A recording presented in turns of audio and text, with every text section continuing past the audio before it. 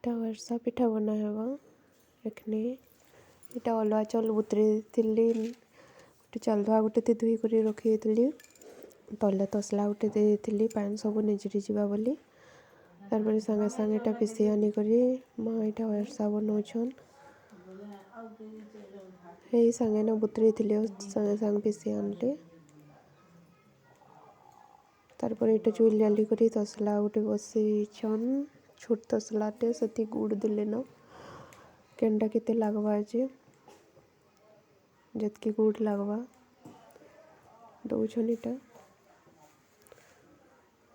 कम भी नहीं हबार कथा कि बहुत बेसी भी नहीं हबार कथा वर्षाटा तार पागे न बना हेसी टिके पाग झुकी गले भल नहीं हुए वर्षा देखुन तापर इटा सब गुड़ मेल्ट हो गला न इटा घाटी घाटी करी बहल हो जावा पूरा तारपरे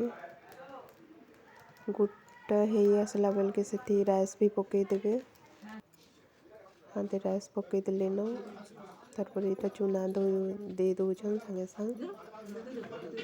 जल्दी जल्दी घाटू पारती टिके भी अटकी बार नुहे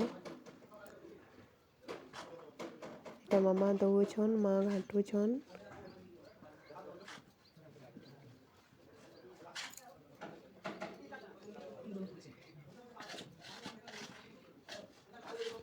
तली लगी आसनी घाटले साइड साइड आड़े लटकी जाऊे टिके टिके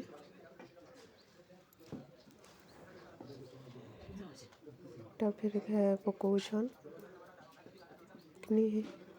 आसला न टिके टिके इटा घाटबे एखनी टिके टाण लगुचे दुई हाथे घाटुछन इटा तापर हिसाब टिके पकई देले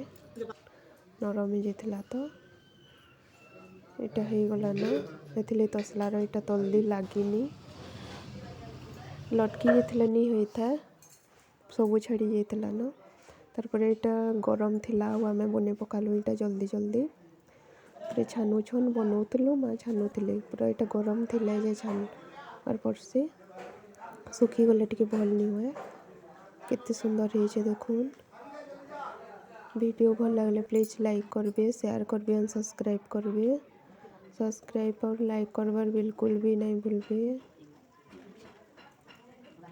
इटा तेल गरम हो जाता फिर इटा पकई दौन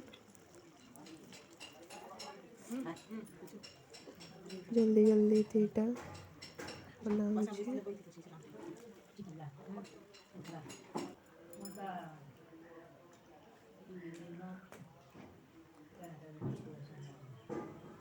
गला न एंता करी सब बन देवे।